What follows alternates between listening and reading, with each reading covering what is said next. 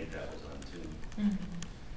First of all, I want to ask, what does a 17-year-old boy dream about the future and what it might be like? I want to repeat my high school salutatory oration from 1959 because it relates to the This I Believe essays that have been used in the 2009-2010 EIU Reads program. No one in the senior class is graduating tonight. We've enrolled in the biggest, toughest school in the world, and we've just passed the entrance examination, which is our high school diploma. We're entering a school which contains 2.5 million people, the graduate school of life, commonly called the school of hard knocks. This really is yellow paper. We must remember that the only difference between a rut and a grave is the dimension. And that failure is more frequently from want of energy than from want of capital. We must make ourselves a success. As Max Eastman has said, a ferryboat ride will tell the difference between two main classes of people. Even before the boat has left the dock, the people will have divided into two groups. One section will go up on the deck to see what's to be seen as they cross the river. And the other group will go downstairs to wait, lose themselves in apathy and tobacco smoke. These are the two groups. Those who want to cross the river and those who merely want to get across. Our high school education was to prepare us for the rocky road we must travel. With the preparation we have received, it is up to us how smooth we can make that road.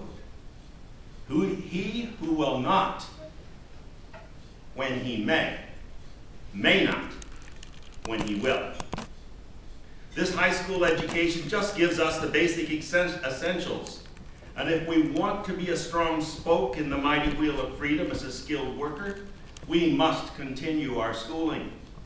But looking ahead, even after we graduate from college, we cannot lie back and rest, for we will then be in the thick of the great drama called life.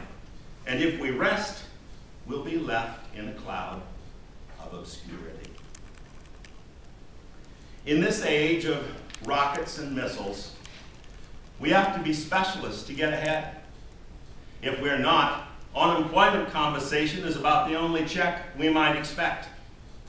The cost of higher education is a small price to pay for the unmeasurable return it will give us. I do not wish to say that we've have to have a higher education, but it surely helps. One man with courage makes a majority. Courage and education are two of the very closest of friends. But money is not the only thing that is important in an education. The biggest part of education and the hardest lesson to learn is getting along with others. I dare say there's not one person in this room tonight who, if he thinks about it a bit, will say he's passed that course because it is the common wonder of all men how, among so many millions of faces, there should be none alike.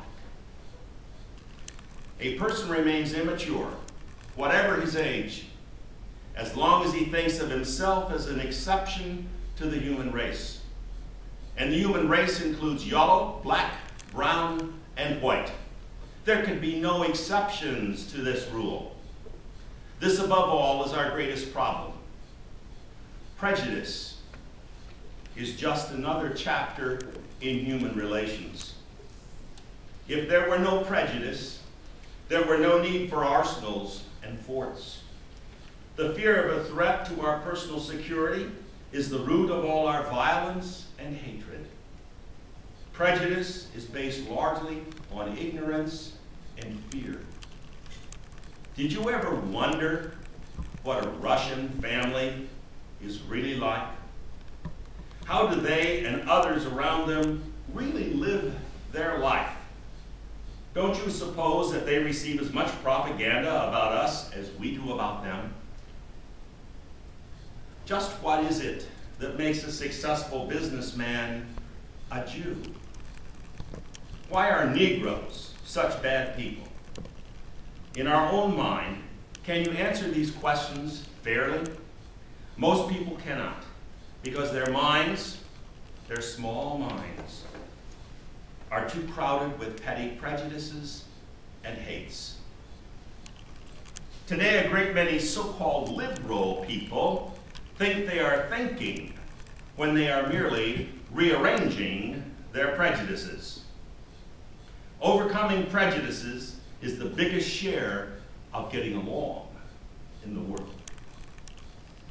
I've talked about materialism, I've talked about education, and I've talked about human relations. Now let's talk about a person who should be a very close friend, God. Spiritual life and secure life do not go together.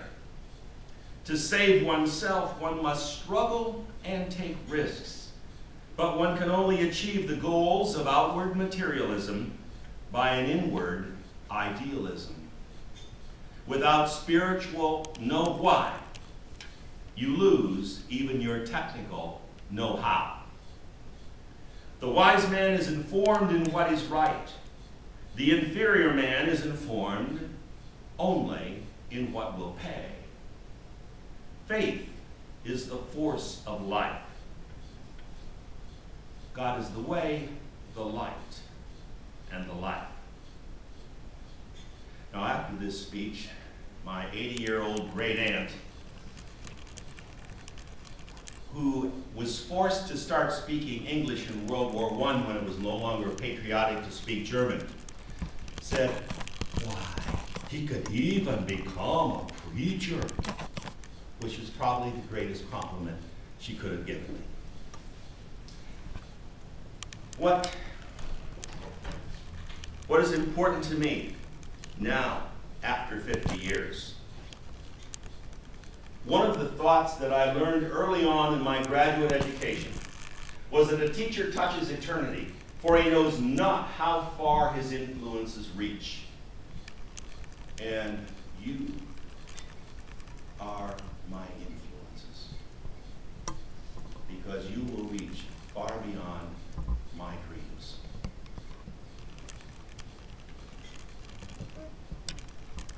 Life is lived cooperatively.